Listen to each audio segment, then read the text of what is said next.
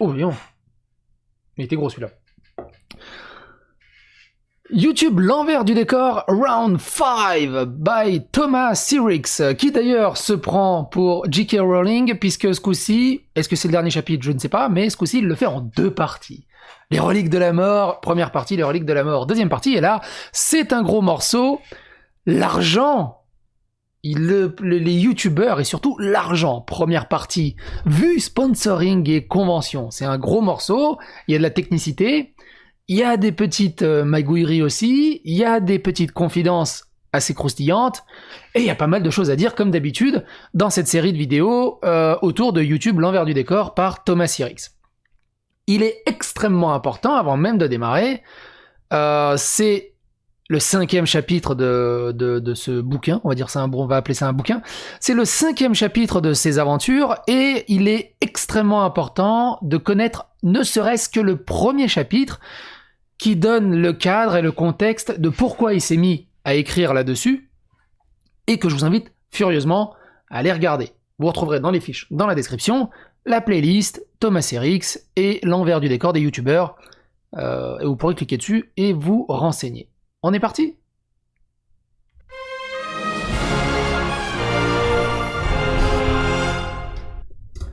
Donc, YouTube, l'envers du décor, l'argent. Première partie, vue, sponsoring, convention. Temps de lecture, mon cul c'est du KFC. Lisez bien la présentation du contexte de cette série. Avant de commencer, comme j'ai déjà dit, allez dans la playlist Thomas Sirix, l'envers du décor des youtubeurs, le lien dans la description et dans les fiches. On commence par une citation. Merci, merci, merci pour vos dons. Si vous saviez comme c'est bien ce que vous faites, merci de soutenir les petits amateurs comme moi. Sans vos dons, je serais à la rue. Merci, vous êtes des gens bien.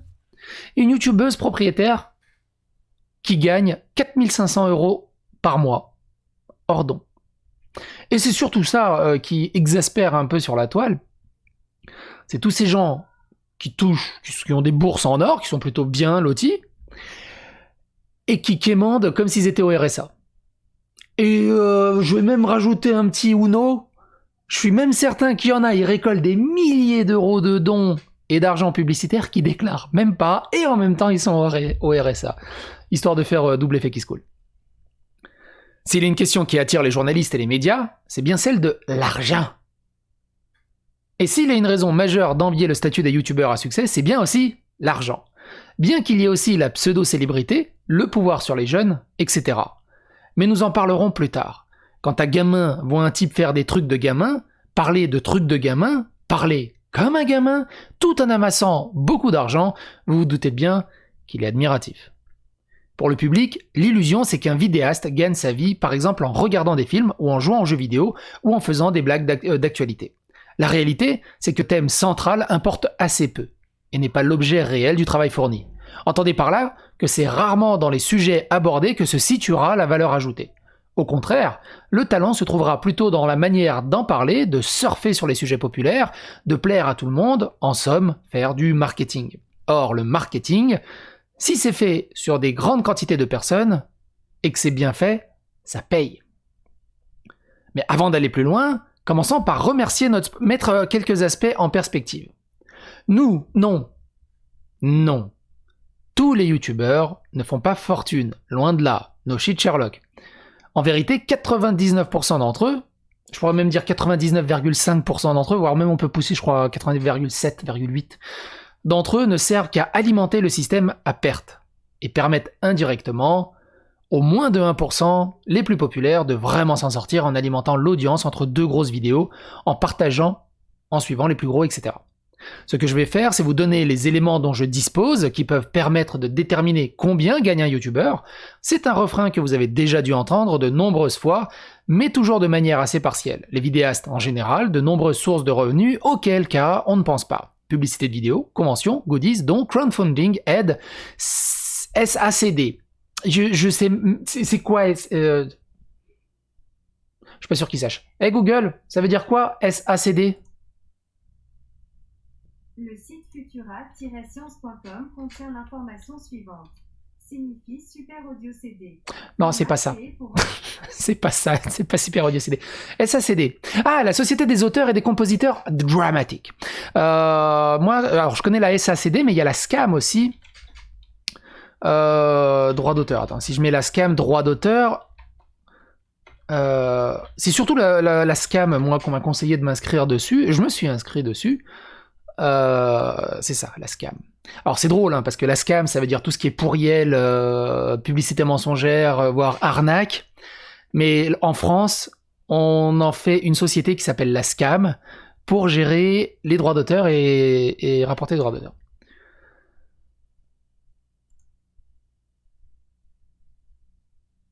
Ouais, dénonçons ces salauds qui osent gagner de l'argent de leur vie par leur travail. Quelle honte, faut les payer en passion. Je ne suis pas d'accord avec ce type de discours, évidemment, gagner sa vie sur YouTube n'est pas un mal. Arrêtons de vouloir faire culpabiliser les gens sur le fait que tout travail mérite salaire. Non, c'est sur quoi il faut se concentrer. C'est sur la manière dont l'argent est gagné. C'est-à-dire le côté éthique, le côté noble, on va dire quelque part. Tout cela n'est pas binaire. Certains vont gagner de vraies fortunes en observant une éthique sincère de tous les instants, pas les plus courants, je vous l'accorde. D'autres seront prêts à tuer père et mère pour 200 € ou quelques abonnés. Cela arrive. Toutefois, ne partons pas du principe que tous les grands sont pourris parce qu'ils sont grands, ou au contraire que tous les petits ne sont pas encore corrompus parce qu'ils sont petits. Un peu de discernement, et c'est bien dans cette optique de clairvoyance que je tiens à vous livrer le fonctionnement de tout cela. Parenthèse utile, publiant les chapitres de ce récit épisode après épisode gratuitement sur internet, le fait de lever les tabous sur la réalité du YouTube game me vaut régulièrement des insultes et des menaces. C'est complètement débile. C'est débile. Vous êtes juste neuneux, ceux qui font ça.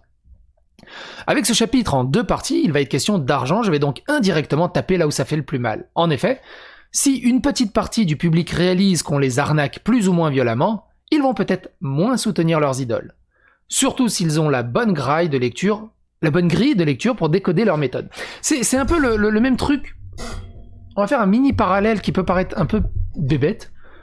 Alors, non, c'est vraiment bébête, mais c'est le seul truc qui me vient à l'esprit. Vous savez, les enfoirés, quand ils viennent chanter, ouais, et t'as les gens, ils font des dons. Bon, ils font pas des dons directement aux chanteurs. En plus, les chanteurs sont payés à mort pour venir, alors que c'est des pauvres, du coup, qui donnent de l'argent, mais eux, ils donnent rien. Non, c'est pour ça que c'est un mauvais exemple. Non, c'est par exemple tous les méga influenceurs, les méga youtubeurs. On le sait qu'ils sont millionnaires. On le sait. Et ils s'en cachent pas, ils sont transparents. Et mine de rien, tu regardes les streams, ça pleut des dons tous les 10 secondes. 10 €, 20 €, 30 €, 10 €, 10 €. Ils en ont pas besoin. Et ils sentiront même pas la différence de ton don. Et tu comprends pas pourquoi ils font des dons. Peut-être tu ramasses en 1 heure, tu ramasses 2000, 3000, 4000 € en dons. C'est de la folie. C'est de la folie de ce côté-là. Tant mieux pour eux. Chacun est libre de son argent. Mais... Et tu vas voir un petit youtubeur, tu vas casse-toi de là, fais des vidéos plus intéressantes. Il y a des choses bizarres, il y a quand même des choses bizarres de ce côté-là. Et ça ne va pas plaire, parce que pour certains, des grosses sommes sont en jeu. Attendez-vous donc à tout type d'attaque, révélation, manipulation, ou que sais-je, pour faire taire mes propos, et surtout, vous éviter de m'écouter. C'est le jeu, mais cette fois-ci, j'y suis préparé. Les sources de revenus d'un youtubeur sont multiples. D'abord les plus évidentes, la publicité sur les vidéos. Et là où c'est très intéressant, ça rentre en caisse de résonance parfaite, ce chapitre. On est fin décembre, et ceux qui suivent ma chaîne, vous savez qu'à la fin de l'année, je fais, comme en 2019, je fais une vidéo bilan où je reviens sur les vidéos qui ont le plus rapporté, je reviens sur tout le côté monétaire de ma chaîne YouTube, pour ensemble regarder comment ça marche, mais aussi, par curiosité, voir quelle vidéo a le plus rapporté, quelle vidéo a le moins rapporté, combien j'ai gagné dans l'année, combien tant de vues ont rapporté tant de vidéos. Et normalement, en fin d'année, donc d'ici 10 jours, je dirais 10-15 jours, on fera la vidéo des bilans 2020, je vous donne rendez-vous sur ma chaîne. Inutile de vous dire que la chaîne, les stats de 2020 ne ressemblent absolument pas aux stats de 2019. C'est assez fou d'ailleurs. Mais ce qui est assez intéressant, c'est comment ça marche. Et du coup, ce passage-là de ce texte fait un excellent préambule à la future vidéo bilan qui arrive. Donc la publicité et les vidéos. On entend souvent cette idée que selon laquelle 1000 vues, généralement, rapportent 1€. C'est assez peu vrai aujourd'hui. J'appellerais ça des publicités dynamiques car elles sont placées avant, pendant et après les vidéos par des algorithmes complexes qui font varier à chaque lecture les publicités susceptibles d'être affichées. Pour simplifier, disons qu'il y a 3 sous-catégories de publicités dynamiques sur les vidéos. Celles qui rémunèrent au nombre de vues, on parlera alors d'un coût pour 1000, le fameux CPM, très variable, qui peut aller de 0,10 centimes à 10€. Et du coup, moi, ça m'est arrivé, pour des vidéos, j'ai fait genre 2,30€ pour le même nombre de vues, et une autre vidéo, pour le même nombre de vues, j'ai fait 80€. Tu fais, qu'est-ce qui s'est passé? Donc, en fait, c'est extrêmement impossible de prévoir combien ta vidéo va rapporter à l'avance. C'est impossible. Celle qui rémunère au nombre de clics, on parle alors du coût par clic, le CPC, très variable également, d'une fraction de centime à quelques dizaines de centimes. Celle qui rémunère à l'action, par exemple un sondage, une affiliation ou autre, on parlera alors du coût par action, le fameux CPA, ou coût par lead, pour plus rémunérateur que le CPC, mais extrêmement variable. Cela peut être un pourcentage sur les ventes réalisées grâce aux liens générés par la publicité, le nombre de participations à un sondage, en gros, si vous voyez la petite pub et que vous avez cliqué dessus, ça rapporte. Ce montant varie également en fonction de l'adéquation du public du youtubeur avec la publicité ciblée, on parle alors de targeting. Et comme si ça ne suffisait pas, YouTube rend le calcul du total encore plus complexe en autorisant plusieurs publicités par vidéo avant, pendant et après. J'ai rien compris, Samonio, où est l'argent? Je suis assez d'accord, rentrer dans ces détails revient souvent à noyer le poisson. Pour vulgariser grossièrement, disons qu'un vidéaste peut toucher entre 1 à 4€ pour 1000 vues assez facilement, voire plus si la vidéo est longue, et donc entrecoupée de plus de pages de publicité. On va faire une petite pause là-dessus. Thomas annonce 1 à 4 euros. Moi, si vous voulez regarder par rapport à ma chaîne, et comme moi, alors forcément c'est ma chaîne, j'ai pas mal de vidéos démonétisées, ou alors elles sont démonétisées pendant quelques heures ou quelques jours, puis après elles repassent monétisées, parce que ça aussi c'est compliqué. Et ce que j'ai pu noter, comme on va le voir dans le bilan de la fin de l'année, parce que tout s'aplanit, on va dire. 1 à 4 euros, ça me paraît large, mais entre 1 et 2 euros, ça me paraît très bien. Quand on prend en compte uniquement les revenus publicitaires sur les vues, parce que en prenant en compte les vidéos démonétisées, ce genre de choses, je trouve qu'à 1 à 2, on est pas mal de la réalité, du moins sur ma chaîne. Parce que au mois d'août, au courant de l'année, on est à ces alentours-là. 1 à 2 euros. Et en gros, pour 1 million de vues, j'ai touché 1000 balles. 1200 balles, à peu près. Sauf en fin d'année. En fin d'année, pourquoi les vidéastes blindent de vidéos au mois de novembre-décembre? Parce que les CPM sont vachement hauts. Et que tu regardes les données analytiques de ma chaîne, je suis à 1,9 million, je tutoie les 2 millions de vues, je suis à 3800€ de revenus estimés. C'est écrit estimé, mais c'est l'ordre de 3-4 euros à gauche à droite à chaque fois quand c'est viré sur l'argent. Ce qu'il faut pas oublier, il y a l'URSSAF, il y a les taxes et tout ça, mais on reviendra dans le bilan là-dessus. Là, c'est vraiment le brut pur. Donc on est à 2 euros les 1000 vues, à peu près. Et je trouve que la fourchette des 2 euros, voilà, tu prends plus une fourche, mais ça permet déjà de se donner une idée qui se rapproche de la réalité. Juste en comptant les vues, et pas les OPSP et tout le reste. Et cela peut encore plus varier si le sujet est sérieux ou totalement futile. Et oui, et pour entrecouper de pages de publicité, j'ai sorti récemment une vidéo de 2h40.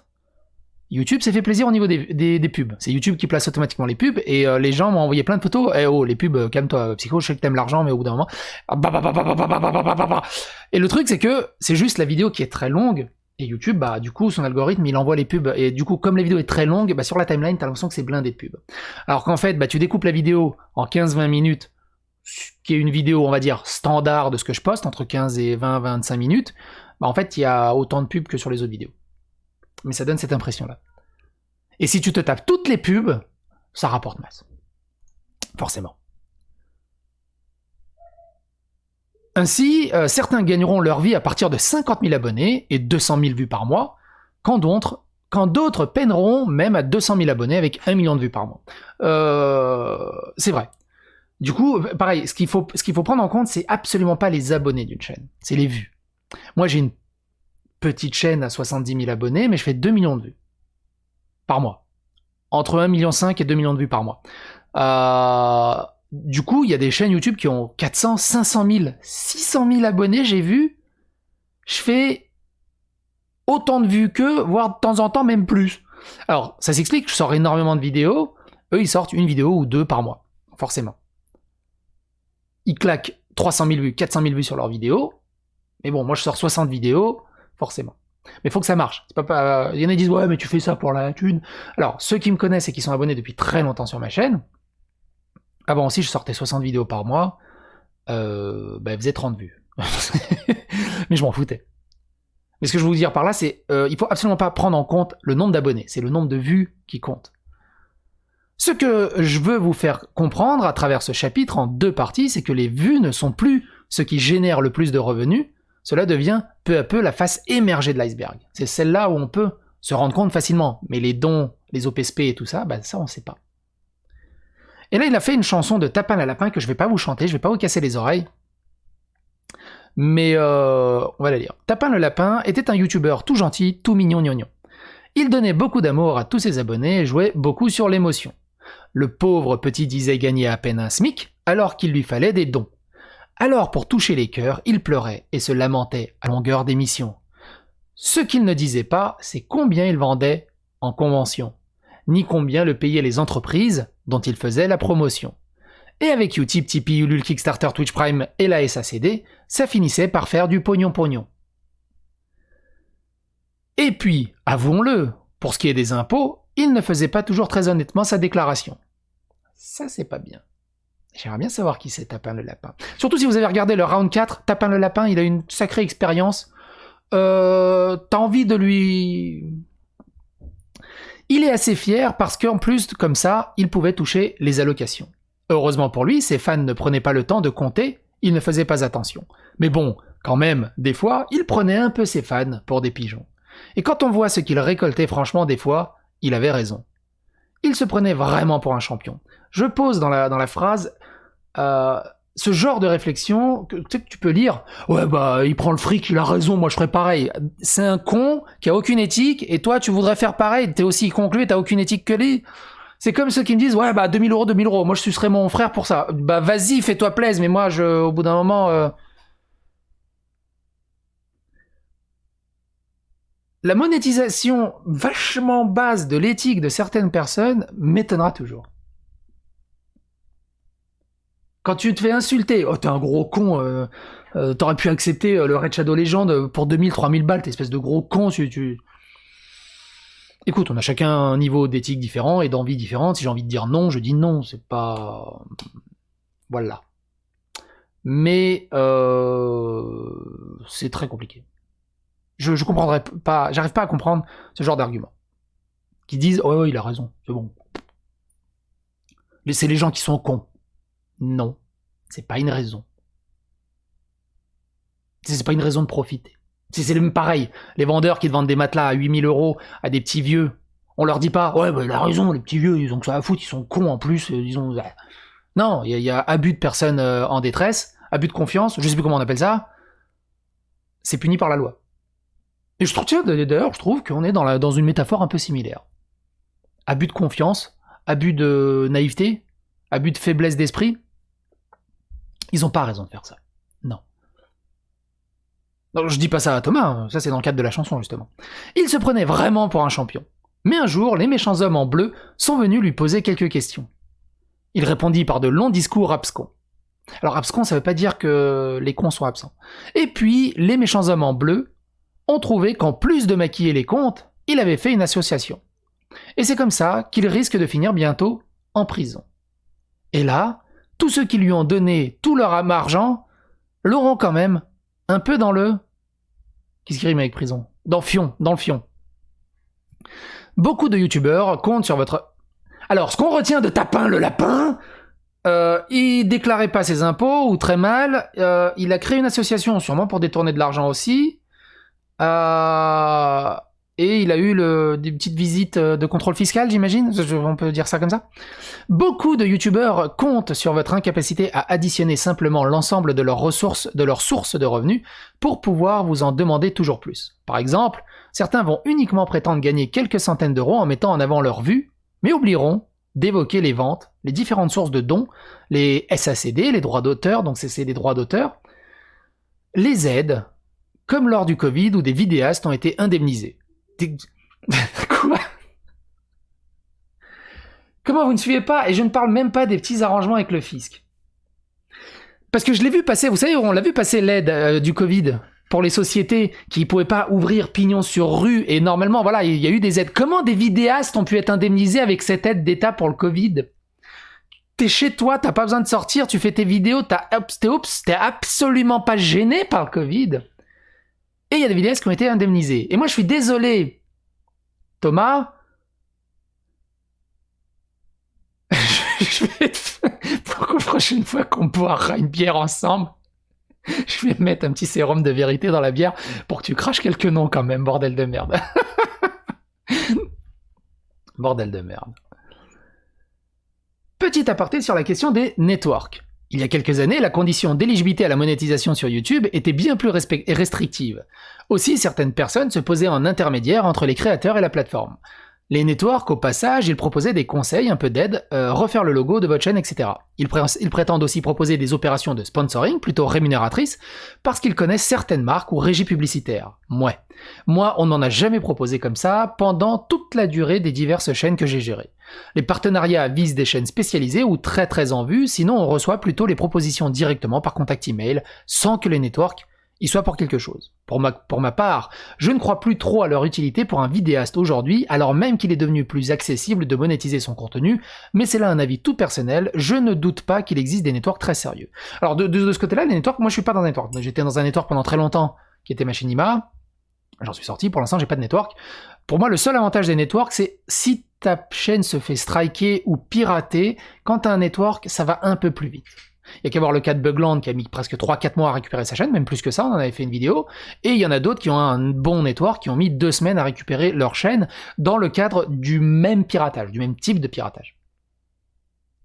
Et les networks vous prendront entre 5 et 30% de vos revenus YouTube. Or ça va, à 5% c'est pas grand chose. Pour toi ça sera plutôt 30%. 5% c'est pour les chaînes qui marchent très très fort, donc ils peuvent se permettre de moins taxer.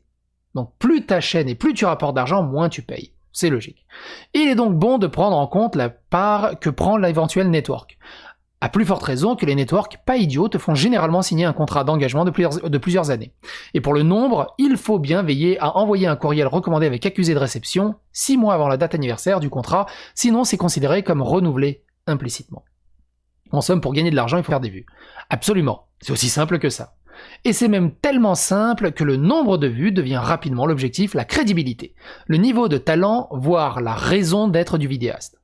C'est pour cela que j'essaye de faire comprendre qu'il ne faut pas prêter des qualités particulières à quelqu'un parce qu'il fait des millions de vues, ou encore moins de qualités humaines dont après tout on n'en sait rien. Mais quand bien même, faut bien avoir un minimum de talent pour faire des millions de vues, non ? Ah ouais, comme ce chien. Il met la vidéo d'un chien qui a fait des dizaines de millions de vues, où il mange un burrito.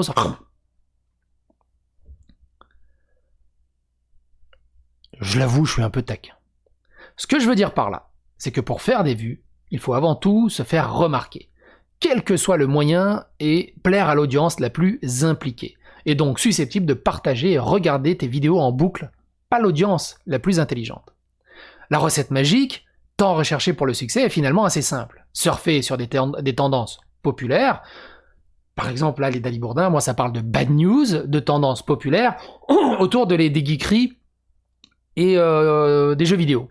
Mais les bad news, c'est assez viral. Les gens ont tendance à partager, les gens ont beaucoup plus d'énergie à s'offusquer que si tu fais des good news, bon bah c'est cool. Il y en a, ils arrivent à le faire, tant mieux pour eux. Parler d'un sujet qui intéressera 1 million de personnes sera plus rentable que de parler de choses importantes qui est inintéressante ou qui intéressera seulement 1000 personnes. Avoir du dynamisme, pas tellement dans l'idée de parler vite, plutôt de ne pas endormir le spectateur et le noyer dans des détails. Plus c'est léger, mieux ça marche. Pour ma part, au niveau du dynamisme, ce qui marche, c'est tout simplement la personnalité de la personne. Et maintenant, tu peux subdiviser en 2 catégories. Tu as la personnalité de la personne qui arrive à avoir vraiment une personnalité et être intéressante sans cut et au naturel, voire même en live. Et d'autres qui sont juste des putains de plots VLC dès que tu les sors de leur script, de leur montage et de leur ultra cut. Avoir une qualité de vidéo, mais surtout audio, c'est vraiment le plus important, l'audio, correspond à un minimum au standard. Et si possible, avoir un langage très émotionnel, voire hypocoristique. Ça existe ça ? Et Google, donne la définition hypocoristique. Selon Wikipédia, en sémantique et en pragmatique, le terme hypocoristique désigne un mot qui exprime une affection tendre, adressée au destinataire de la communication ou désignant un être ou un objet dont parle le locuteur. En tant qu'adjectif, le terme qualifie un moyen par lequel on réalise un tel mot ou un tel autre fait de langue. Putain, mais tu dois le claquer ça au Scrabble. Hypocoristique. Ok. Avec ses abonnés, les potos, salut à tous, j'espère que vous allez bien. Et oui, vous êtes d'authentiques passionnés, tout comme moi. Salam alaikum la famille, j'espère que vous allez bien, blablabla. Voilà.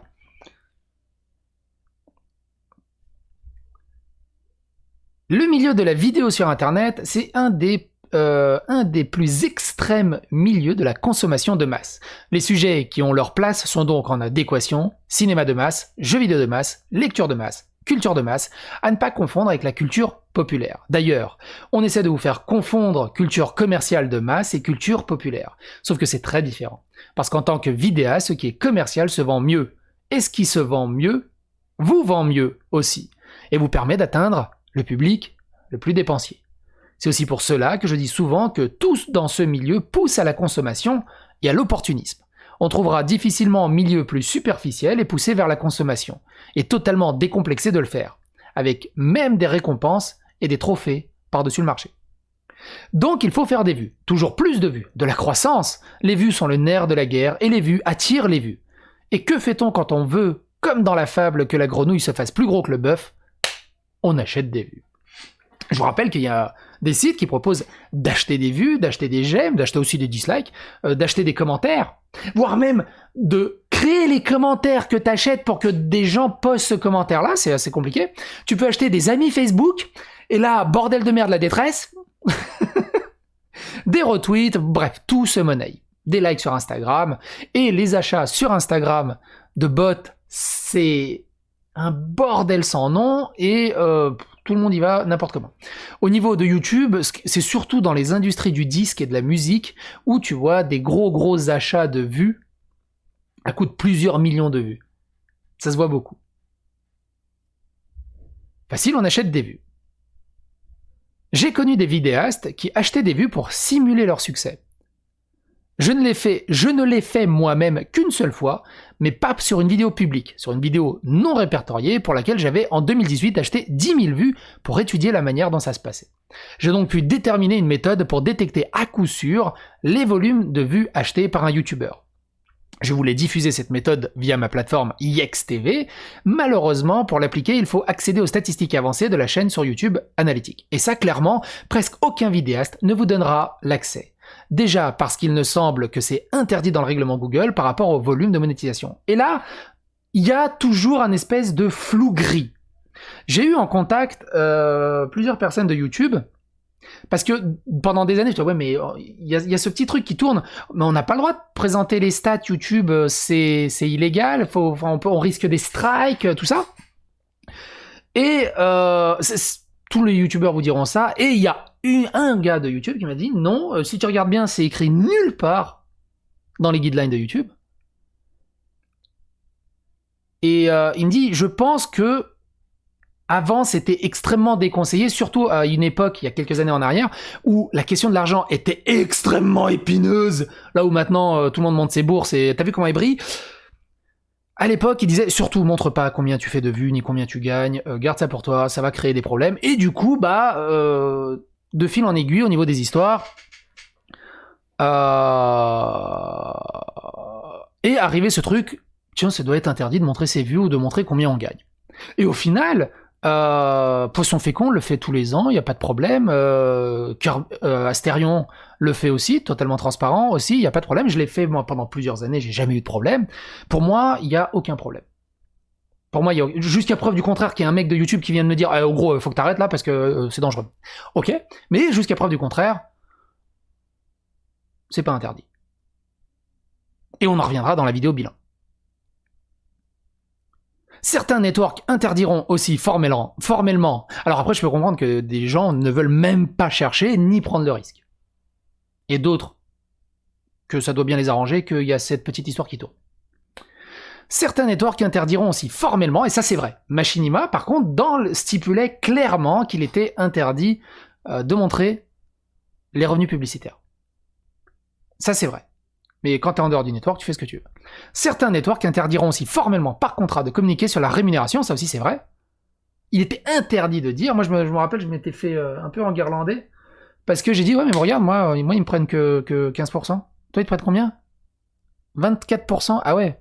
Et puis du coup il est allé se plaindre. Et pourquoi lui il a 17%? Pourquoi moi j'ai pas... Pourquoi tu lui as dit? J'ai bah j'en sais rien, pourquoi vous lui me donnez pas 17% aussi? Pourquoi vous lui donnez 24%? C'est quoi ce truc? C'est pour ça.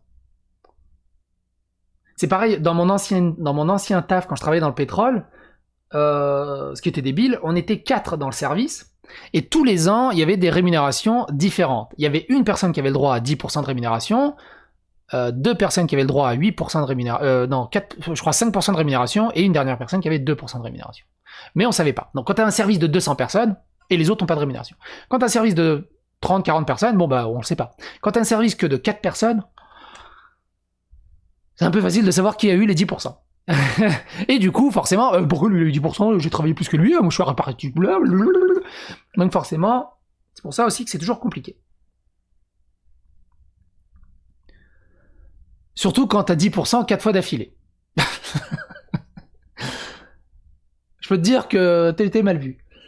Le principe, c'est que sur des vues achetées, il y a des caractéristiques particulières. Là, c'est assez intéressant. Contexte de lecture, grosse quantité de vidéos intégrées sur des sites et des applications, Reddit, etc. Source du trafic, grosse quantité externe, Reddit, etc. Démographie, proviennent d'autres pays non francophones, en grosse quantité, France, Canada, Suisse, Belgique, Algérie, Maroc, Guadeloupe, Martinique, c'est surtout ce que t'oublies, c'est la putain de bordel de merde de Russie. Si vous avez les trois, bingo! Les vues ont très certainement été achetées. Il y a aussi d'autres détails. Quand des vues sont achetées, les partages ne suivent pas. En gros, en dehors du buzz exceptionnel, un bon ordre de grandeur, pour une vidéo, c'est très approximativement un commentaire, 10 likes. Pour 100 vues. On est à peu près à ça. Hein. Tu regardes sur une vidéo à moi, on est à peu près à 10%, c'est-à-dire que tu as le nombre de vues, et par exemple, admettons 20 000 vues, j'ai à peu près 1000 likes. Je crois, c'est ça. Attends, fais voir. On va voir. Regarde, on va voir sur les dernières vues, voir à peu près le ratio que ça donne. Pour que je dise pas de conneries. Vous le voyez pas, là. Vous voyez par exemple, 30 000 vues, 800 pouces, 14 000 vues, 200 pouces, 12 000 vues, 800 pouces, voilà, 30 000 vues, 600 pouces. Voilà, on est entre 5 à 15%, on va dire, de ce côté-là. Ce qui est pas mal. Genre, qu'est-ce que je raconte, moi? C'est les commentaires, mais je suis un Goliot. Je suis un gros Goliot. Donc, 30 000 vues, 1300 pouces, 14 000 vues, 600 pouces, 12 000 vues, 800 pouces, 40 000 vues, 1600 pouces, voilà, entre 5 et 10%, voilà, 5 et 15%, c'est cool. Par contre, si tu vois 400 000 vues et 150 pouces, tu dis, il y a quand même des trucs bizarres.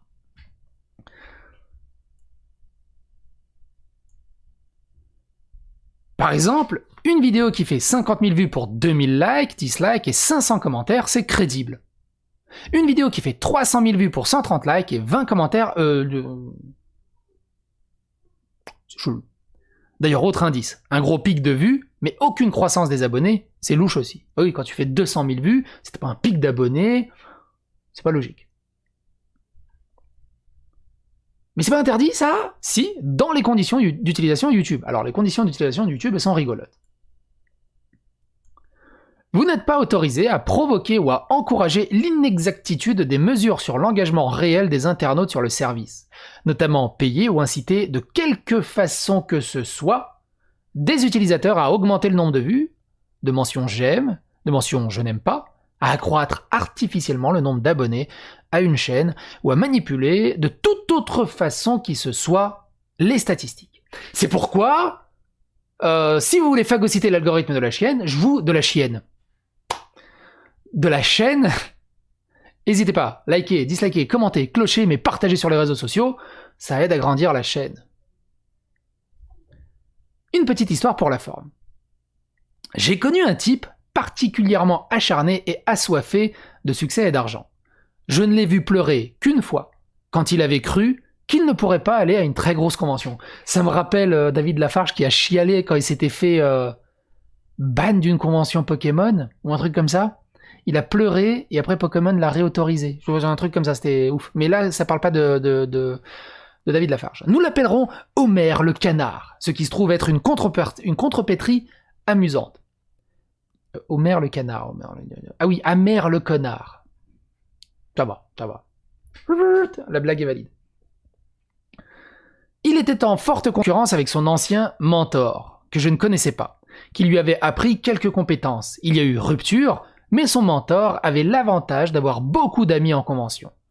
Dans le même temps, Homer le canard peinait à s'y faire inviter. Faut dire que ses vidéos ne faisaient quasiment pas de vues, alors il eut l'idée, il acheta des milliers et des milliers de vues. Et il les répartit sur ses dernières vidéos pour simuler un décollage. Et ça, tout ça, c'est la faute aussi, enfin c'est pas la faute, mais la masse de gens qui regardent, ils vont pas regarder une vidéo qui a 200 vues. Ils s'en foutent, t'es PTDR, t'es qui? Par contre, la même vidéo qui a 240 000 vues, tu dis, ah tiens, j'ai envie de cliquer, je vais voir ce que c'est. Ah, c'est bien, c'est trop bien ce que tu fais, waouh, toutes ces vues. La même vidéo qui a 200 vues, ouais, c'est de la merde, bah, regarde, le machin, il fait 800 000 vues, t'es qui, toi, espèce de connard? Et c'est tellement exaspérant, ce genre de commentaires, vous pouvez pas savoir. Il prit grand soin de dépasser le nombre de vues de son mentor. Ainsi, il put contacter les conventions et leur faire comprendre que c'était lui le vrai talent, et que le mentor aurait profité de son si grand génie. Malin. Morale de l'histoire, aucune. Les vues vous font apparaître petit ou grand, puissant ou misérable, talentueux ou complètement nul. Les vues et les abonnés. Par contre, là, les abonnés aussi. Quand je critique un mec qui a beaucoup plus d'abonnés qu'à moi, oh, tu es espèce de gros jaloux quand t'auras autant d'abonnés, quand tu feras du vrai taf. Quand je critique un mec qui a moins d'abonnés que moi, ouais, t'as trop raison. Je l'ai encore une fois dit, le plus drôle c'était ouais, t'es qui toi pour j'ai 300 000 abonnés, je fais une vidéo sur toi, je te détruis. Moi gentiment je fais écoute, tu as 300 000 abonnés, j'ai qu'un modeste 30 000 abonnés, c'était à l'époque où j'avais 30 000 abonnés. Mais j'ai regardé les stats de ta chaîne, tu fais 150 000 vues par mois, je fais 1,5 million. Tu veux qu'on fasse une vidéo chacun? Il a fait ouais non mais je sais pas ce que je voulais dire, je t'appréciais. Ah bordel de merde. Ce qu'il faut retenir, c'est que si vous prenez en compte le statut social d'un mec quand vous lui adressez la parole, c'est pas bien. Que vous parliez à un éboueur, à une femme de ménage ou à un PDG de Total, moi je leur parle de la même façon. J'ai les mêmes éléments de langage, j'ai les mêmes tics, j'ai la même façon de m'adresser. Parce que voilà, pour moi, tous égaux. Aux chiottes, ils font tous caca pareil. Mais si pour vous... Alors, sauf, bon, voilà, si je rencontre Jackie Chan ou Schwarzenegger ou Stallone, je vais pas être pareil, tu vois. Je vais d'abord lâcher une larme, je vais trembloter de partout, et voilà. Il y a des limites, on est d'accord. Mais, ces gens qui viennent, ouais, t'es qui, toi, tu fais pas de vues, ouais, t'es qui, toi, t'as pas tant d'abonnés, ouais, t'es faut même pas les prendre en compte. Et surtout, j'arrive pas à comprendre... Qu'est-ce qu'ils ont subi dans leur éducation ou comment ils ont été construits socialement pour que ces valeurs soient aussi importantes à leurs yeux. Et aussi, il y a un gars, il me dit, une fois il y a un gars, il m'a dit, hein, ouais, quand t'avais pas d'abonnés, t'étais chiant à suivre, mais maintenant que t'as beaucoup d'abonnés, j'aime bien te suivre. Alors c'est le même contenu avant et après. Il y a des gens, ils ne peuvent pas s'abonner.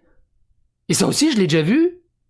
Oh la honte, il s'est abonné à une petite chaîne. Moi, je suis abonné à Squeezie. Au moins, je fais what? Et le truc, c'est que c'est même pas des minorités ou des exceptions. J'ai l'impression qu'il y a un putain de cheptel qui pense comme ça. Et je trouve ça dingue. Je trouve ça vraiment dingue. Mais je pense que vous comprenez là où je veux en venir. Et mon point de vue. Les commentaires sont là également pour donner votre point de vue ou contre-argumenter mon point de vue. N'hésitez pas, évidemment. Et vous savez quoi? Les spectateurs voyant une vidéo à 200 000 vues se sont mis à y trouver un intérêt.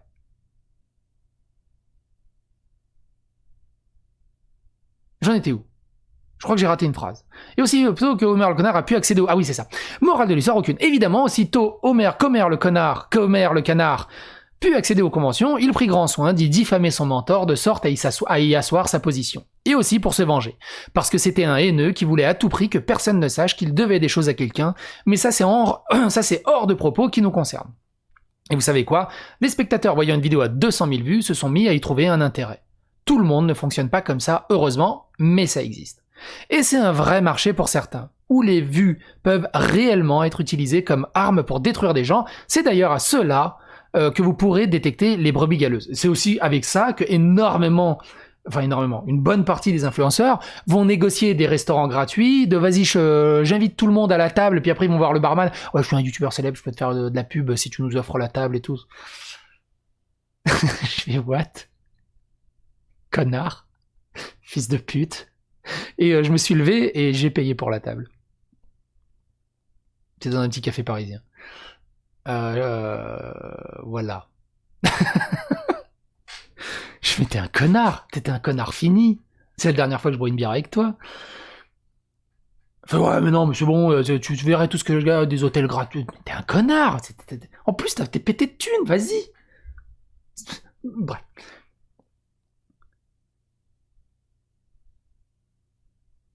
Je fais une pause blanche parce que j'ai plein de souvenirs qui me reviennent dans la tête. J'avais oublié cet épisode de ma vie. Et donc, il y a aussi ceux sur Instagram qui sont hyper connus et ils ont fait aussi quelques dramas du genre ils allaient genre dans des méga hôtels, dans des plages, tu sais genre Honolulu, Ibiza, trucs comme ça, et qui disent ouais voilà tu nous donnes une semaine d'une suite et nous on te fait une pub d'enfer, on fait 3 posts sur Instagram. Et il y en a plein qui abusent de cette notoriété. Et eux, c'est les plus gros fils de pute. Je dis, c'est pas bien d'insulter, d'être vulgaire, mais au bout d'un moment, j'ai mes limites aussi. Eux, c'est vraiment des sans-race, des sans-dents, des sans-culottes, des moldus. Et c'est un vrai marché pour certains, blablabla. Il convient donc d'être attentif à ce genre de méthode. Certains n'hésiteront pas à simuler un succès, et donc vous mentir allègrement. Pour attirer votre attention ou vendre des choses, sachez garder du recul et où regarder. Et en plus, on n'était que 8 à table. Je crois qu'il n'y en a même pas eu pour 150 ou 200 balles. Enfin bon, bref. D'ailleurs, vous pouvez vous y mettre dès maintenant. Je suis certain que vous aurez des surprises. Et tant qu'on y est, saviez-vous que pour avoir un compte YouTube, il faut être âgé de minimum 13 ans. Pensez-y quand vous voyez des chaînes faire des campagnes de dons ciblant des publics particulièrement jeunes.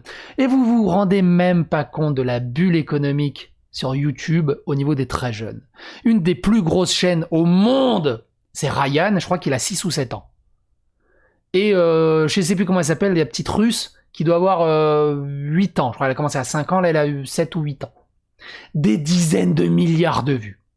Parce que c'est des vidéos qui apparaîtront jamais dans vos trucs tant que vous les cherchez pas. Mais comme moi j'ai une fille de 8 ans, maintenant, et que j'ai suivi tout le bazar qui a regardé les YouTube Kids et tout ça, j'ai vu des chaînes, je fais, qu'est-ce que c'est que ce truc? 2 milliards de vues, elle l'a sorti il y a 1 mois. Squeezie, c'est de la gnognotte à côté. Et il fait quoi? Il ouvre un Playmobil. Je suis à la vache! Tant mieux pour eux, hein, tant mieux, il a une vie, il a une villa et tout. D'ailleurs, Ryan, il a un DLC sur Roblox à son image. C'est ouf. J'aimerais également aborder la question de l'autocensure. Pour éviter la démonétisation, de plus en plus de créateurs sont contraints d'éviter d'aborder certains sujets ou de critiquer certaines choses. Cela conduit à une forme d'autocensure pour pouvoir conserver sa visibilité dans le système. Cela aussi contribue à pousser tout le monde dans une direction toujours plus commerciale. Moi je m'en fous. Voilà, vous savez les sujets que j'aborde. Si la vidéo est démonétisée, c'est un peu comme Régel Gorilla. Ouais, j'ai fait une critique sur... Alors, je l'imite vachement mal. Hein. Ouais, j'ai fait une critique sur cette série, elle est démonétisée, je peux pas sortir la vidéo. C'est chiant. Je suis désolé si tu vois cette vidéo, Régel. Mais je sais que t'en vis. Voilà, moi j'en vis pas de YouTube, j'ai une autre approche de YouTube. Donc je me permets d'en rire. Mais moi, ma vidéo est démonétisée, je m'en bats les steaks, je la sors.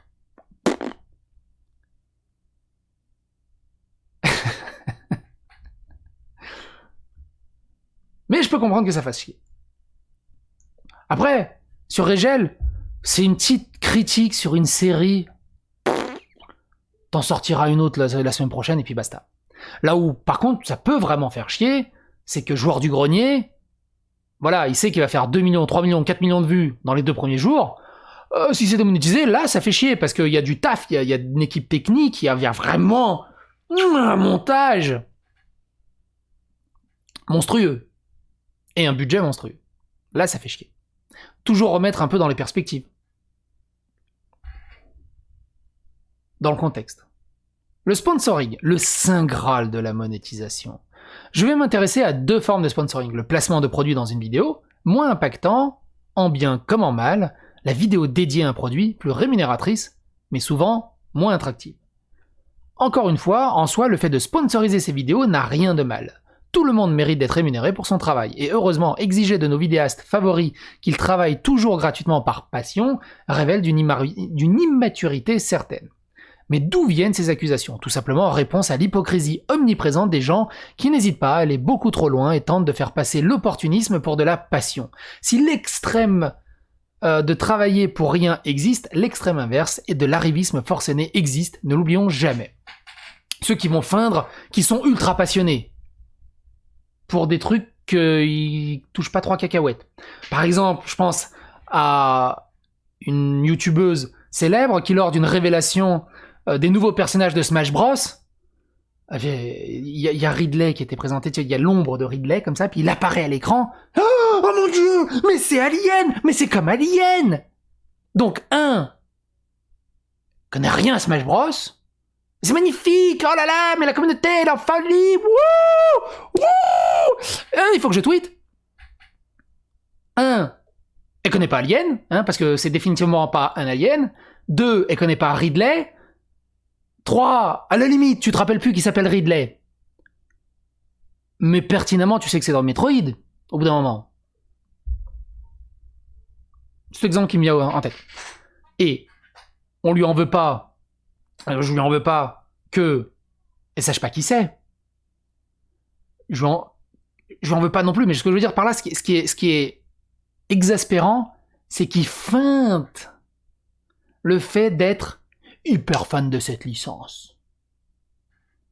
Alors qu'en fait, ça changera rien. Qu'ils disent, je la connais très mal cette licence, mais ça a l'air cool.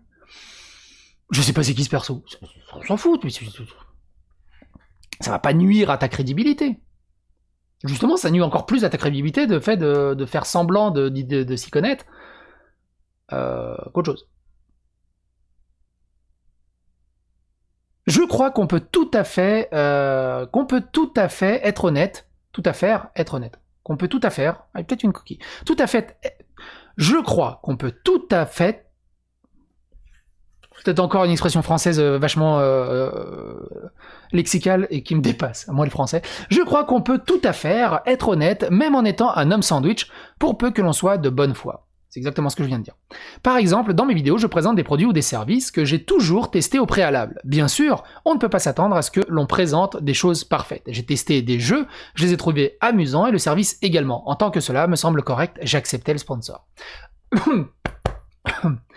Un sponsor va payer en fonction du nombre de vues et de l'adéquation de la chaîne aux produits proposés. On peut estimer qu'un vidéaste qui fait du divertissement pur peut recevoir des propositions à 1 000 € par placement de produit pour des vidéos à 100 000 vues. Vous vous souvenez, les 3 heures de stream, non, les 8 heures de stream de Red Shadow Legends qui ont quasiment rapporté 100 000 € à Sardoche. J'en ai fait une vidéo sur le sujet si ça vous intéresse. Vous tapez Sardoche sur ma chaîne, vous retrouverez, je pense. Pour les chaînes plus sérieuses, c'est un peu plus complexe, mais c'est à peu près ça. Et quand on est en dessous, cela baisse très très vite. J'ai commencé à correctement gagner ma vie sur YouTube en février 2019 et ça s'est arrêté en mai 2019. C'est pas allé vite, hein, c'est pas allé loin.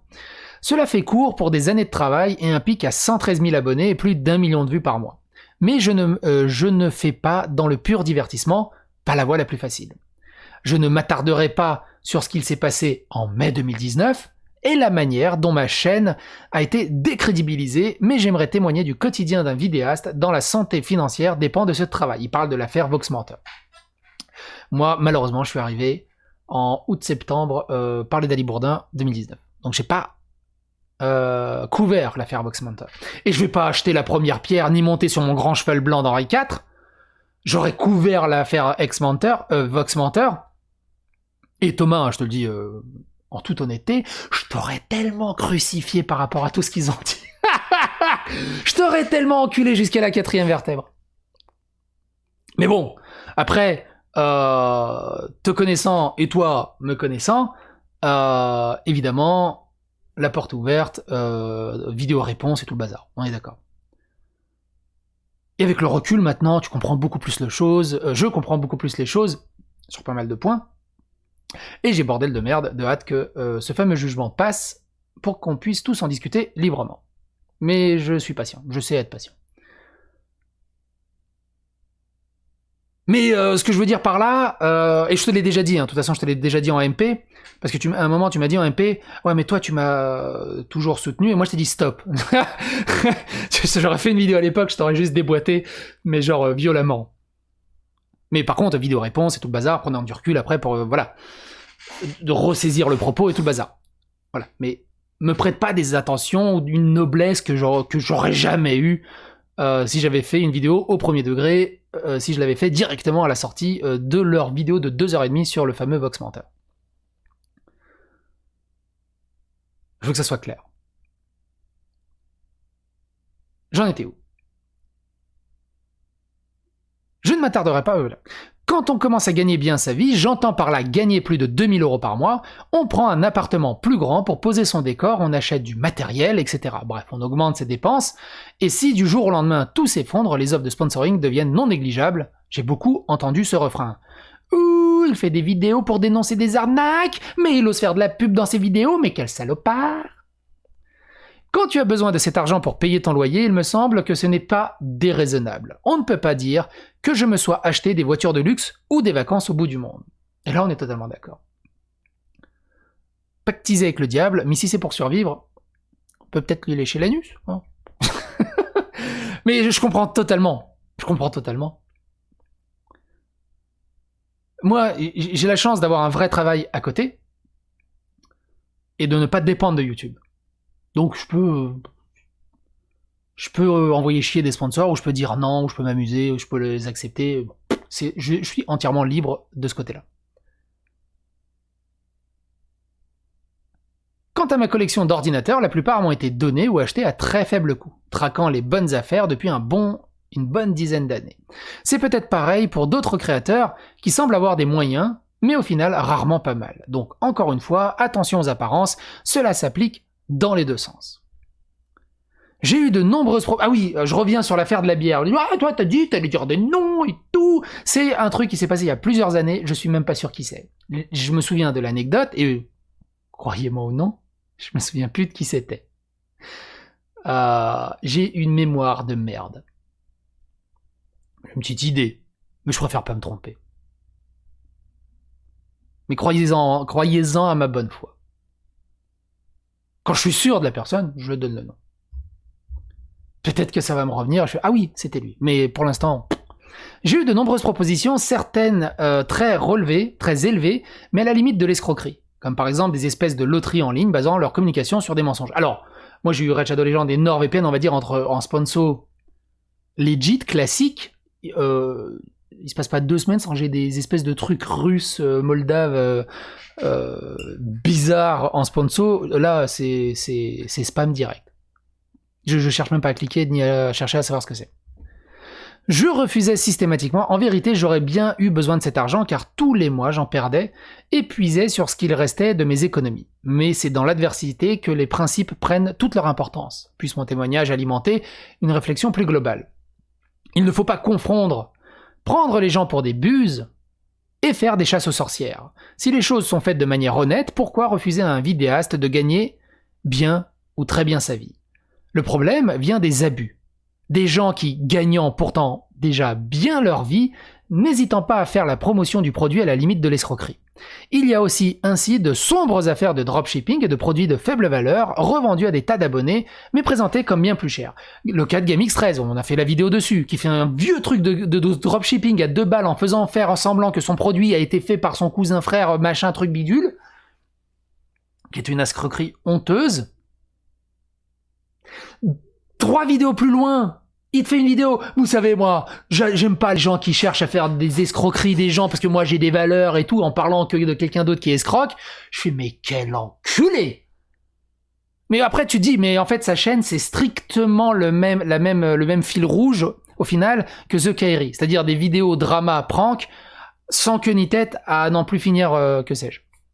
Et c'est juste crier au loup pour rien, et à chaque fois, faire les mêmes sempiternels rhétorique, mais vous savez, moi c'est l'honneur, la famille, j'ai grandi avec des bonnes valeurs, j'ai horreur des mecs qui magouillent et tout, alors que oh là là, bordel de merde, ce qui se permet de faire. Et les gens ils sont là, oh t'as trop raison, c'est magnifique, mais t'as trop des bonnes valeurs, et au bout de 2 heures ils ont déjà oublié ce qu'il a fait derrière. C'est pas possible.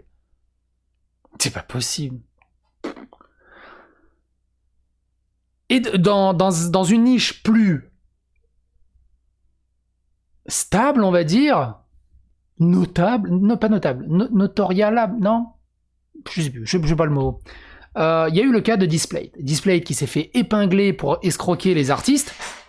Il y a eu un drama là-dessus, et un créatif a fait un trade complètement qui m'avait étonné de lui. Vous pouvez retrouver des vidéos aussi en tapant Displate sur ma chaîne, vous allez tomber dessus. Complètement à côté de la plaque, ce qui est drôle parce que c'est un trade de Displate. Il s'est mangé un retour de flamme hyper violent.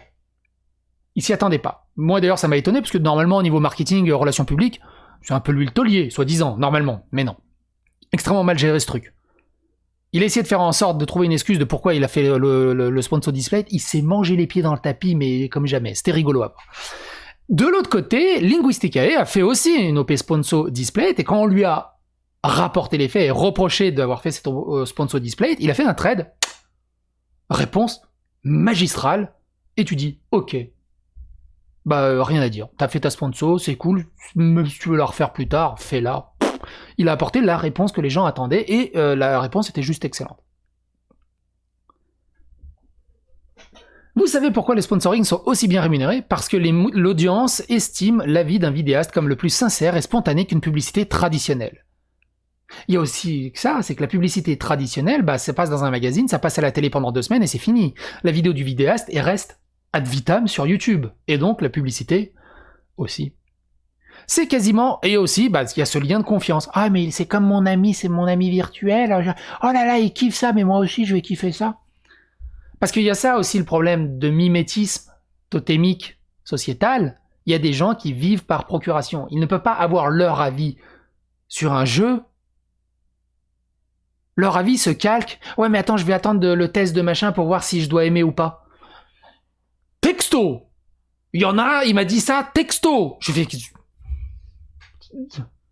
J'ai le droit.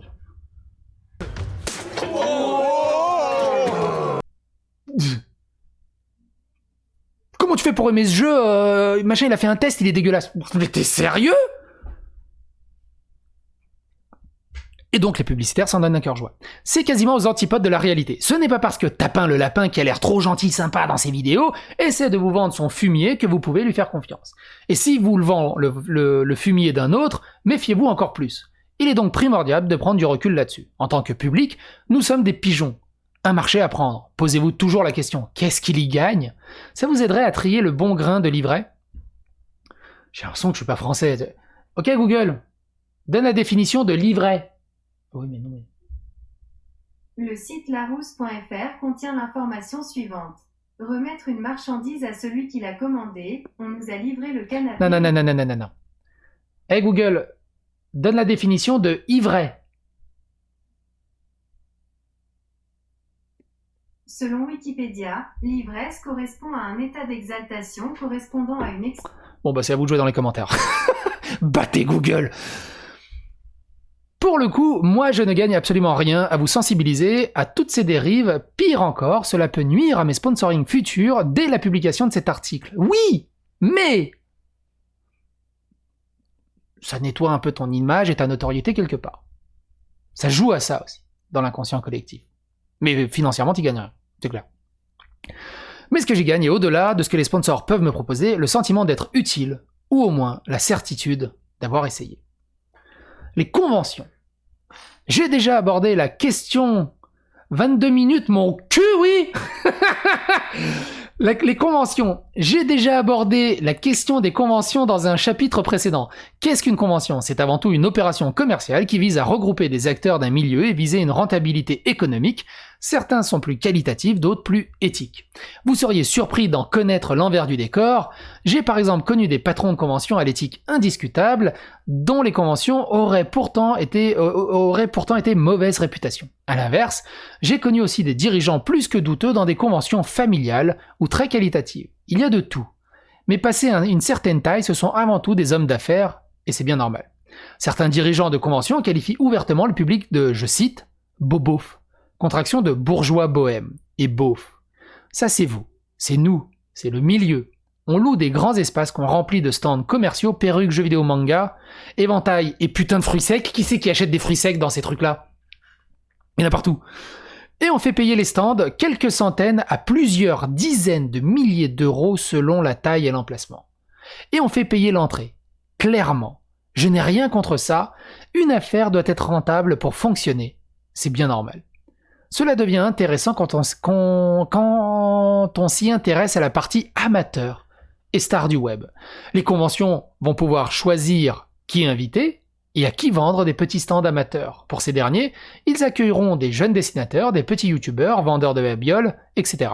Eux, ils ont besoin des conventions pour se faire connaître. Pour les invités, on fera venir des petites célébrités stars du net, artistes, acteurs, etc. Et on organisera des concours de cosplay, des avant-premières, des spectacles à moindre frais. Pour eux, c'est le contraire, ce sont les conventions qui en ont besoin. Car sans animation, peu de public. Mais on essaiera de vous faire croire le contraire, c'est la négociation. On entre alors dans un univers totalement superficiel où la culture devient la consommation de masse. Je me souviens d'un ami photographe international revenant d'un reportage assez long sur le Japon et sa culture qui m'avait rejoint dans une convention. Il en était ressorti étonné. Mais ça n'a absolument rien à voir avec le Japon et la culture japonaise, tout ça. C'est un supermarché pour les gosses. Comment est-ce qu'ils osent parler de la pop culture ? J'ai rien contre, mais c'est un peu se faire passer des vessies pour des lanternes. Des lanternes rentables. Après, on aime ou on n'aime pas. J'aime à croire qu'on ne va pas en convention dans l'espoir d'y voir de la culture, mais plutôt de retrouver des amis magasinés. Moi, c'est ça. À chaque fois que je vais dans les conventions, c'est pour retrouver. C'est une excuse pour que tout le monde monte sur Paris et pour pouvoir se retrouver entre des connaissances via Internet que tu n'as jamais vues ou ce genre de choses. Encore une fois, je n'ai rien contre, mais je n'apprécie pas qu'on joue sur l'ambiguïté pour flatter des populations très jeunes et pousser à la surconsommation, ce que font certains. Mais j'y ai rencontré aussi des gens géniaux, des organisateurs qui m'ont donné ma chance, qui m'ont soutenu, qui ont cru en moi. Et je ne suis pas un ingrat, je les remercie. D'ailleurs, je prenais soin de négocier et d'offrir, dès que je le pouvais, des invitations gratuites à tous mes collaborateurs et parfois à leurs familles et amis. Avec le recul, vu les mentalités, j'aurais aussi bien pu tout mettre à la poubelle. Je tenais aussi à inviter sur mon stand régulièrement d'autres créateurs. Je tenais aussi à inviter sur mon stand régulièrement d'autres créateurs. Certains se sont empressés de suivre le bad buzz à mon encontre pour se donner un rôle dans l'histoire et s'acheter une conscience morale. Alors même que la seule interaction qu'ils avaient eue avec moi était de se voir offrir un bout de stand à une convention, et ils n'en avaient pas, faisant donc quelque chose de totalement immoral. Le milieu est extrêmement versatile et particulièrement prompt aux pertes de mémoire pour suivre le sens du vent. J'ai entendu des dizaines d'histoires de querelles de petits stands amateurs. Incroyable. Oui, beaucoup de ces gens tout gentils avec leurs stands tout mignons en convention se révèlent être des gros opportunistes. Mais des opportunistes Tout gentil, bien sûr. Les gens vraiment gentils et sensibles ne tiennent pas longtemps là-dedans. Bon, par contre, si vous voulez rigoler, il y en a eu beaucoup aussi chez les connus pour cracher dans la soupe. Des youtubeurs qui venaient en convention rémunérés entre 500 et 10 000 euros, qui faisaient les choses à moitié, alcoolisés, voire plus, qui partaient avant l'heure, etc. Et d'autres allaient même jusqu'à attaquer les conventions publiquement en mentant effrontement pour se faire plaindre de leur audience. Une tradition dans le milieu. De l'autre côté, il est arrivé que les conventions exagèrent, refus de payer, blacklist par copinage, etc. Ça, on en a parlé vite fait lors du drama qu'il y avait dans la sphère One Piece. Le blacklistage par copinage. J'ai arrêté les conventions en 2018 quand je ne me sentais plus en adéquation avec ce milieu. Je crois que c'est le meilleur choix plutôt que de continuer pour l'argent et jouer les hypocrites. Une anecdote, on dira qu'il s'agit d'une fille, appelons Tata Poulet. Tata Poulette. Parce que Tata Poulet, c'est pas une fille, un poulet. C'est Poulette. Une poule. Ah, une merde, une poule, c'est féminin. Mais pourquoi on dit un poulet du coup? Elle est trop chiante la langue française. Quand on travaille dans ce milieu, on est amené à faire des choses pas bien. Si le public le savait, il y aurait des sacrés scandales. Il était une fois une personne qui gagnait beaucoup d'argent en convention. Elle avait elle-même un collaborateur qui l'aidait. Seulement, ce dernier n'était pas très vraiment payé. Un petit billet de 20 euros ou de 50 euros par week-end en convention, où elle gagnait des sommes à 4 chiffres. À la limite, chacun son choix de répartition, il est vrai qu'elle était elle était plus connue que lui, et donc amenait tous les fans. Un jour, ce comparse lui a dit: dis Tata Poulette, moi je vais dire Poulette, dis Tata Poulette, je n'ai plus d'argent et pour mon statut d'intermittent du spectacle, il faudrait que je puisse te facturer 150 euros. Cela me permettrait d'atteindre un quota minimum pour pouvoir compléter le reste avec des aides auxquelles je n'aurais pas droit sinon. Ils gagnent pas assez pour avoir des droits, la loi française. Et puis tu as toi-même reconnu que je faisais du bon travail, alors Tata Poulette estimait que si elle devait commencer à partager, ça serait sans fin. Bah, tu comprends, si je te donne à toi, faut que je donne à lui, faut que je donne à lui, et moi, au final, je gagne plus rien. Boss. Elle lui a donc dit d'accord pour cette fois, mais pour après on verra. Non, je plaisante. Elle lui a dit non, et ils s'en sont restés là. Non, je plaisante. Elle lui a dit non, et l'a viré pour avoir osé remettre en question sa part et son génie. Non, je plaisante. Elle lui a dit non, et elle a demandé à un autre ami d'aller le virer à sa place pour ne pas passer pour la méchante. J'ai assisté à ça. Heureusement, le gars est parti de son côté. Il a plutôt bien réussi. Franchement, cette histoire m'a marqué. Quand on n'est pas d'accord avec une répartition, c'est une chose, dans ce cas, on part éventuellement.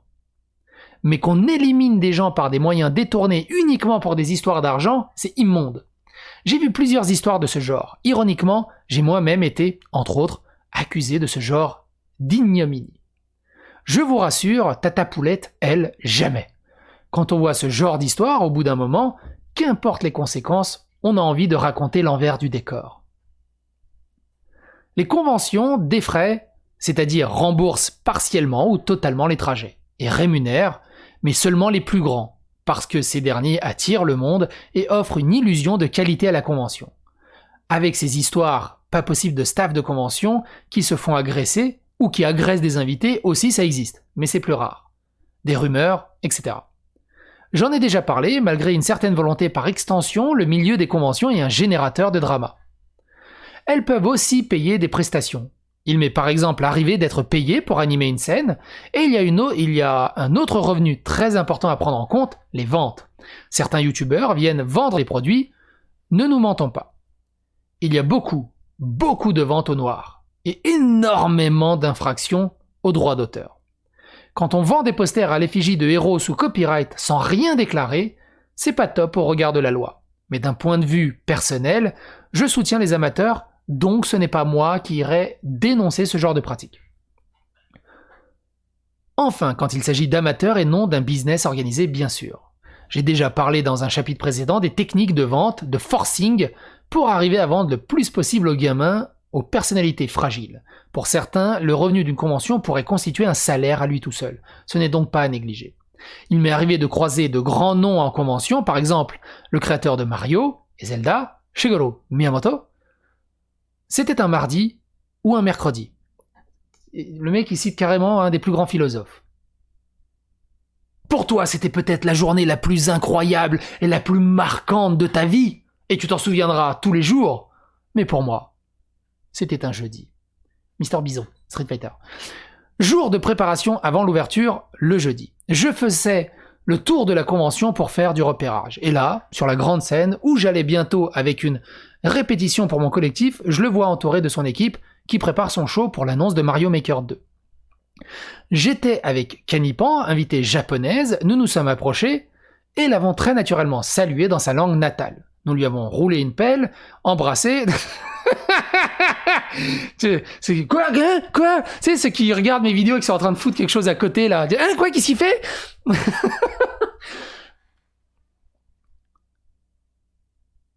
Il a apprécié, a fait signe, pas l'appel.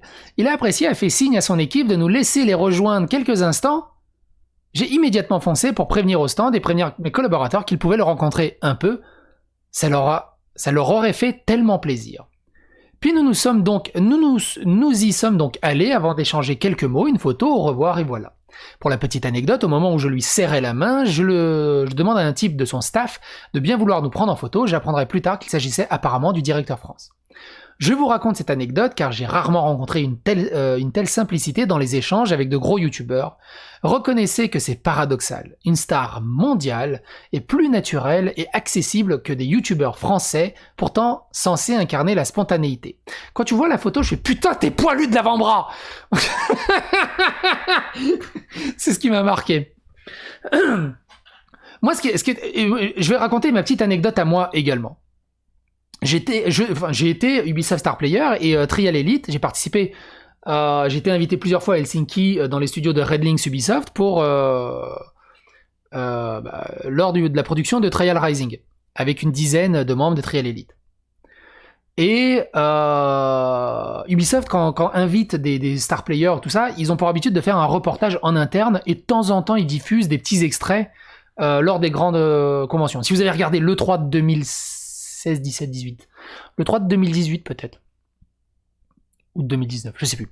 Un des E3, lors de la présentation de Trial Rising, ils ont fait une séquence community et on me voit, on m'aperçoit dans un 0,5 secondes à l'arrière, sur le grand écran géant à l'E3. Voilà. Mes chevilles, c'est ouf. Et tout ça, je vous disais, donc j'étais à Helsinki, et donc ils faisaient ce reportage. C'est toujours un peu bizarre, tu sais, t'as le caméraman qui est là, et qui nous filme pendant que nous on est en train de jouer. Et il y avait un tout petit, à côté de la caméra. Les 2 premiers jours, il n'y a pas un mot. Juste bonjour, il arrive bonjour. C'est le bonjour que t'as l'impression. Toi, t'as le caméra, bonjour.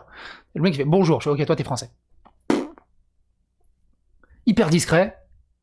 Et au bout du 2e jour, je dis mais t'es qui au fait? T'es l'assistant du caméraman? T'es qui au final? Parce que bon, au bout d'un moment, on discute avec tout le monde, mais t'es vachement discret. Qu'est-ce qui se passe? Et il me dit comment te dire sans trop me la péter. C'est moi qui donne le chèque pour que tout ça marche. Red Links, Ubisoft. Et en gros, c'était le responsable d'Ubisoft, ce qu'ils appellent Ubisoft Nord, donc Norvège, Suède. Ok. Extrêmement sympathique. Et après, je l'ai revu lors donc, de l'E3 2016, pour le coup. J'ai été invité sur place à l'E3 2016 par Ubisoft. J'étais un gamin, les étoiles plein les yeux, tu vois Los Angeles en vrai, la canopée, les lettres d'Hollywood et tout, bref. Et là, ils nous ont invités pour la fameuse, les 30 ans d'Ubisoft ou les 35 ans d'Ubisoft. Ils ont organisé une méga soirée ultra VIP à Los Angeles. Mais genre, tu sais, tout le monde... Alors, tous les influenceurs, il y avait pas beaucoup de youtubeurs parce que c'était l'Ubisoft Star Player. Tous les gros joueurs d'Ubisoft Star Player et tout ça, tout le monde avait prévu le coup. Ils étaient tous ramenés leur costard cravate avec de soirée et tout. Mais moi, j'ai pas prévu ça, moi, dans mes bagages. J'ai juste une chemisette. Donc, j'ai mis une petite chemisette. Tout le monde était en costard cravate. Tu te promenais dans le truc, mais vraiment le truc cliché, les coupes de champagne, t'as un mec en costard cravate qui se promenait avec des petits fours, que t'as l'impression que le petit four il vaut 150 balles, tu fais... Reviens par là, tu peux me laisser le plateau, laisse le plateau, pousse-toi. Et du coup je gardais le plateau avec les champagnes et les putains de petits fours, on mangeait... elle va me taper. J'étais avec... Ah merde, comment elle s'appelle? Oh là là, j'ai oublié son nom, elle va me tuer. excellente streameuse qui stream énormément de Division 2. Oh putain, comment je l'ai oublié. J'ai oublié son nom. Elle va m'en vouloir, c'est pas grave. Extrêmement sympathique. Et du coup, on retrouve ce responsable d'Ubisoft Nord en jean et t-shirt. Moi, je m'en bats les steaks. Fait, mais t'es un petit... Non, un petit peu. C'est au moins la 84e fête, j'en ai marre. Et on a passé la soirée à être mort de rire non-stop. Et ce qui est dingue, c'est... Il y a plein d'anecdotes qu'on pourrait raconter comme ça, où les mecs les plus haut placés sont souvent les mecs les plus simples. Et ceux qui se la pètent le plus et qui font le plus le sbeul, c'est souvent les petits cheffaillons, qui ont un espèce de manque à combler, ou quelque chose à prouver, là où les autres n'ont plus rien à prouver au final, ou ils s'en foutent. Bref, ça me fait penser à ça. Je m'en souviens aussi des deux personnes très proches, appelons-les Grosso et Modo. Modo venait régulièrement se plaindre de Grosso auprès de moi. Il me parlait trop mal, on s'est encore disputé, il m'offre jamais rien, alors qu'on est si proches. Un jour, à l'occasion d'une convention, je voulais être sympa et parler à Grosso pour défendre Modo. Monumentale erreur. Mais jamais de la vie. Mais mon petit Thomas, mais jamais de la vie. Alors moi, je fonctionne différemment. Après, on a deux approches totalement différentes. Ça m'est déjà arrivé aussi. Mais je vais pas pour lui parler. Je vais pas pour le défendre. Genre, ouais, pourquoi t'as dit ça de ce machin? Il était gentil, toi, il fait des trucs pour toi. Jamais, ça marche jamais. À part... Non, moi, c'est plus une technique plus braisante. Je vais voir Modo, je fais... Hey, pourquoi t'aimes pas Grosso? Est-ce qu'il a dit des trucs sur toi? Alors pourquoi? C'est beaucoup, beaucoup plus intéressant et amusant. Un échange lunaire. Franchement, Grosso, tu sais, Modo est de très bonne volonté, là c'est son anniversaire, et tu lui offres jamais rien. Alors que vous êtes si proches. Ça lui ferait tellement plaisir, juste un petit truc, tu sais. D'autant que c'est grâce à Modo que tu es arrivé à être un si bon Grosso. Ça marche pas, ça, Thomas. Ça marche pas. Ça marche pas. Non. Mais pourquoi je lui achèterais quoi que ce soit? Ça me rapporterait quoi, à moi? Bah, tu sais, c'est pas une question de rentabilité. Bah, si toi, par exemple, tu parles souvent de rentabilité, mais pas du tout. Il ne faut pas confondre stabilité économique et humain. Avoir une bonne santé financière, c'est important, mais prendre soin des gens qui nous entourent, c'est essentiel. Mais concrètement, je lui achèterais une peluche, ça lui servirait à rien. Oui, moi aussi j'ai envie de me claquer quand je repense à ça. Autant parler à un mur. Sauf que là, tandis que j'échange avec Grosso, voilà Modo qui rapplique, et voici sa réaction. Non mais j'ai rien dit, moi. Je vois pas pourquoi tu viens embêter Grosso. Thomas, mon pauvre Grosso, allez viens, il est si méchant. J'en suis resté bouche bée. Si vous voyez la morale là-dedans, allez-y. Moi, je la cherche encore. Je vous l'ai dit, l'argent, c'est plus un tabou qu'un milieu. Thomas, dans ces cas-là, tu sors tes baloches, tu les fous au plafond, tu dis « Regarde comme ils brillent. Maintenant, tu danses. C'est pas toi qui m'as dit qu'il te cassait les couilles, que... » Et tu déballes tout. Et les autres après, yeah. Et tu regardes ta petite boule à facettes et tu les regardes danser. Limite, tu sors ton petit téléphone. T'étais comme ça. Non, franchement, faut y aller. Encore une fois, gardons bien à l'esprit que la rémunération est une chose normale. Là où ça ne va pas, c'est quand cela prend le pas sur tout le reste. On voit régulièrement des vidéastes passionnés ne pas hésiter à mentir, trahir, voler, salir pour de l'argent et de la notoriété. C'est une dérive de plus en plus courante du fait que les attaquants ont tendance à s'en sortir sans trop de mal pour l'instant. Espérons que la législation saura évoluer et mettre dans l'ordre dans tout cela. Mais à mon sens, les pires dérives concernant la suite de ce chapitre, que je vous livrerai une prochaine fois, désolé pour le teaser, vieux réflexe de youtubeur, mais là, ça allait vraiment devenir trop long.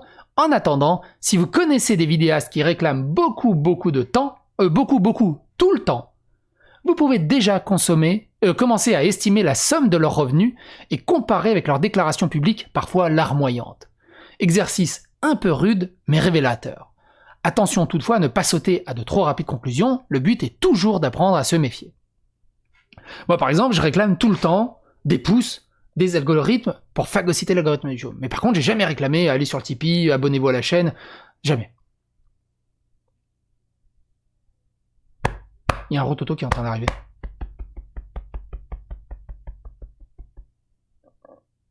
Ah merde, il a pris le mauvais chemin. Vous aussi vous tapotez ici pour le faire arriver plus rapidement.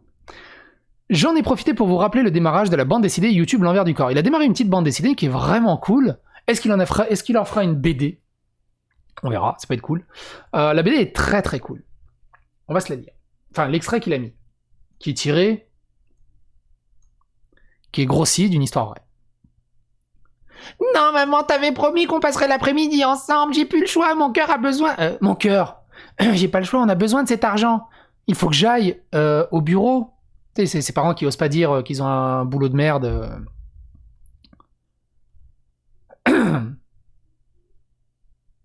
À 10 minutes de retard, ah bah bravo, elle est gonzesse, c'est la ponctualité. Allez, le ménage va pas se faire tout seul. Ah oui, monsieur, bien, monsieur.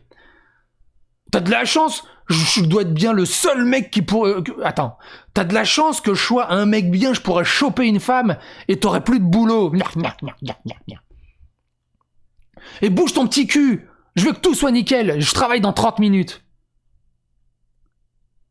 Et yes, une nouvelle vidéo. Hey, salut les amis, aujourd'hui je vais parler d'inclusion, d'égalité, de sexe. Mais avant tout, n'oubliez pas de faire un don, vous savez, c'est vraiment dur de vivre de sa passion sur YouTube. Random 3 €, pigeon 10 €, gros pigeon 4 €, gamin 100 €. T'inquiète pas, je te soutiens avec tout le réconfort que tes vidéos m'apportent, je te dois bien ça. Inspiré de faits réels. Inspiré de faits réels. Inspiré de faits réels. Inspiré de faits réels.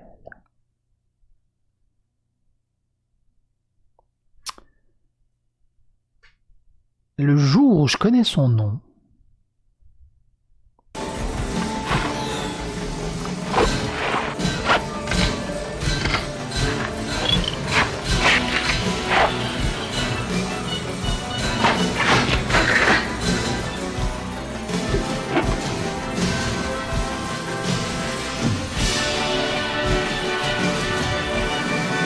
évidemment, c'est de l'humour. J'espère que cet épisode vous a plu. Et rendez-vous pour le prochain. Amusez-vous bien.